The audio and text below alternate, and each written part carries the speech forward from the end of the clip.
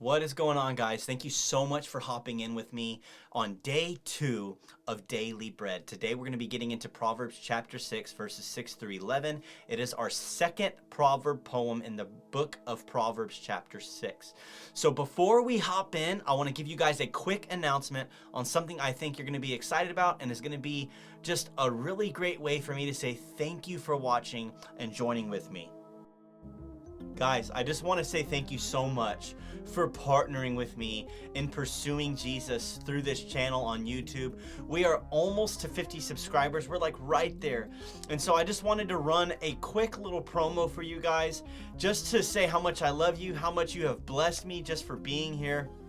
It is April 20th right now.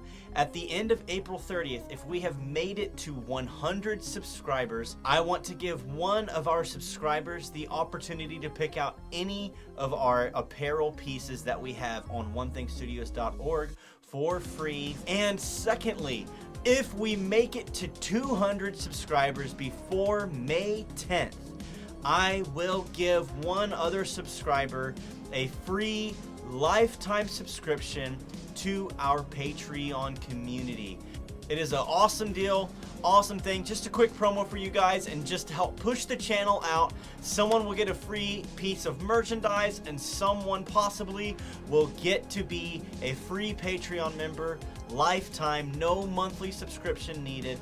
Guys, thanks for watching. Appreciate you guys. Love you guys. Guys, I really do appreciate you and love you, and I thank you for partnering with me in this. I hope that that is something that will help you guys just feel like I love you and appreciate you truly, because I really do. I really do. I'm enjoying the heck out of doing this and just getting to be with you guys and commenting and just having community to a degree, and just getting to talk and share thoughts with one another. So I love you. Thank you. Let's get into Proverbs chapter 6. Proverbs chapter 6, verses 6 through 11 say this: "Go to the ant, O sluggard, consider her ways and be wise. Without having any chief, officer, or ruler, she prepares her bread in summer and gathers her food in harvest. How long will you lie there, O sluggard? When will you arise from your sleep? A little sleep, a little slumber, a little folding of the hands to rest, and poverty will come upon you like a robber, and want like an armed man." It is very clear in these verses that the Bible, or Proverbs chapter 6, is rebuking slothfulness, is rebuking laziness, that it is good for us to work. It is good for us to do things physically. We should not neglect the things that we should do. If we're not doing the things that we should do for our lives, like just basic necessity things, or working to provide for ourselves or for our family, like it's very clear. It says that poverty will come upon us, and there's even more stuff in that we'll compare and contrast here shortly about how like hunger or poverty will come upon us if we are slothful and if we are lazy. So we're going to compare and contrast verses 6 through 11 with some of the verses in Proverbs, some other verses and chapters in Proverbs. But first, this is teaching us that the sluggard will neglect tasks that they should do. The sluggard neglects tasks they should do.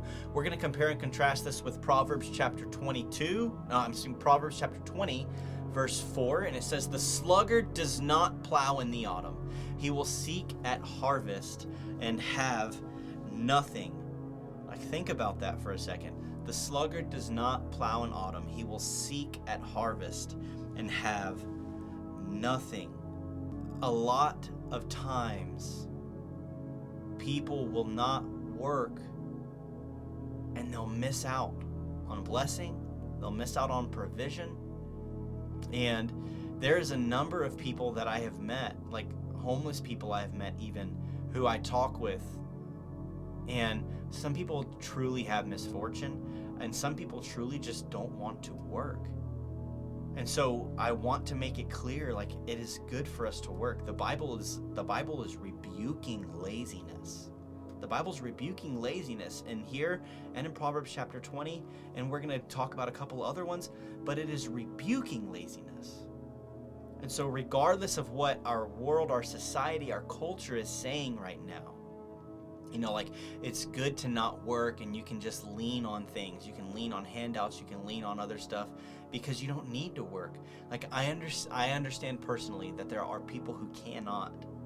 But as a Christ follower, as a Christian person, if you are listening to this, your desire should not be for laziness and to be a sluggard and to make any excuse you can to not work, but your desire should be to work with your hands, to do work that you can provide for yourself, provide for your family in ways of sustenance, in ways of finances. But as a Christ follower, that should be our heart. That should be one of the things that we desire to do, is to work. There is a good thing in work, and it's not good for us to be slothful, to be a sluggard, to be lazy. Number 2 is that a sluggard does not finish what he started and always takes the easy way out. A sluggard does not finish what he started and always takes the easy way out. So we're going to use 2 verses for this. First one is the one we just read, that the sluggard does not plow in the autumn, and he will seek at harvest and have nothing. He doesn't finish what he started. This sluggard obviously has property, obviously has land to plow and to harvest from. But he has the land, but he doesn't do the work of plowing and then expects that there's going to be a harvest. Do you know people like that? Do you know of Christ followers who are like that are like, oh, I'm just going to receive it in faith. Like God's got me, like God's going to provide for me. Yes, like there is good just faith in knowing that God will provide for you. But that should not be from this place of laziness and a sluggard. Like God wants us to work. It is true, and it is good for us to work. It should not be from a place of God's got me, God's got my back, I don't have to do anything. Like I'm good. God's gonna get it. Okay? Because he does not reward laziness. He literally rebukes laziness. He rebukes being a sluggard, being slothful. And so this sluggard, as we just read, has the land, has the ability to plow, has the ability to harvest, and does nothing and expects there to be a harvest. And there's not going to be one. So if we expect that we can do nothing and God is going to bless us and God's going to lavish us with things, we are wrong in that thinking. And I'm telling you right now, if that is the way you think, that is not correct thinking. We are supposed to work in some way, shape, or form. I am saying there are people who say, I'm going to do anything I can to get out of work and just expect God to give me everything. That's wrong thought process.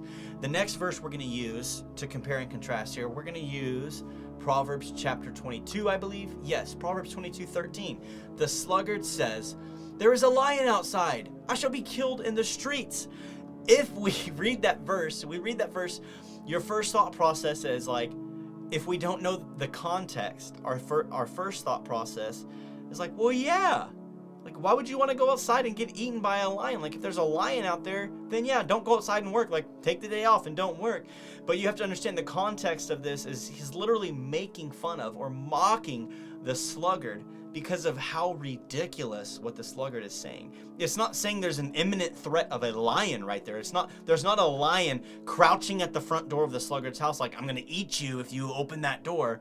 Rather, it's like somewhere away there's a lion out in the distance that maybe he can't even see, and he's going to go outside to work in the streets. And there's people in the streets in the middle of a city or in the middle of the town, and somehow randomly in the middle of this town, a lion's gonna come through all these people and eat the sluggard and kill him. And so this is like mocking the sluggard, saying how ridiculous is this thought process, is this fear, is this anxiety, and is just this excuse. It's just an excuse to not work and to not do things with his hands, to put off anything he can. And it's saying like, this is absolutely ridiculous. And there are people that I know personally and that you may know personally that are constantly coming up with ridiculous excuses to not work or to not pursue Jesus in their everyday lives. It's like, I would do it, but I just can't. Like, I can't do this, I can't do that because, my toe hurts. You know, I can't do a pull-up because my toe hurts. Like, that's just an example. Obviously, that's not going for work of provision and things like that, but just an example of some of the ridiculous excuses we give ourselves to just justify ourselves in not doing things and not doing things unto the Lord, but just being lazy and slothful. And the Bible, as I said many times, rebukes slothfulness. It rebukes laziness.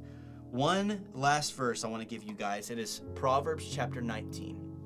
Proverbs 19:15 says this: slothfulness casts into a deep sleep, and an idle person will suffer hunger. An idle person will suffer hunger. So, what I'm saying here, and what the Lord is saying in these verses in Proverbs 6 through 11, like, look at the ant.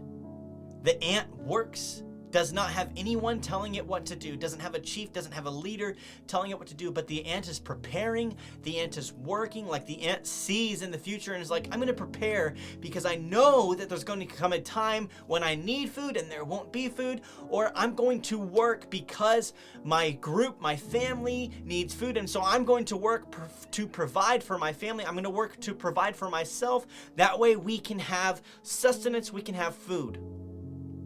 And the person who is a sloth, who is a sluggard, who is lazy and is not working, is going to experience and going to have hunger, and poverty will come upon them because they are lazy. The Lord rebukes laziness. The Lord does not like laziness. The Lord likes people who work and are putting forth effort for Him and glorifying Him. And this is not, some people would say that this is a word against authority. You know, like, the ant doesn't have a chief, doesn't have a leader, and someone would use that as saying, like, we don't need authority, stuff like that. That's not what it's saying. Okay, this is actually referencing, it's written to the son, an adolescent son, a teenager. Okay, so it's not saying not to have authority, but it's saying that you should live morally, you should live rightly, regardless of whether your parents are telling you to, regardless of whether you have somebody telling you what to do. Like, you should do what is right regardless. When no one is around, when no one is looking, you should be working, you should be doing these things. Why? Because it's good for you, it's good for your family, it's good for your health, it's good for your life, that you are providing, that you are working, and that the Lord will bless you in that. But you should not do nothing and make excuses to do nothing and then expect the Lord to bless that, because He will not. He won't. He rebukes slothfulness. So guys, just to clarify, the idea that you should do nothing and have a reward is foolishness. That is foolishness. That is not wisdom. The Proverbs are for seeking and gaining wisdom and understanding. And so wisdom would say, if you want to honor God, if you want to glorify Him, if you want to have provision for your family, then you should work.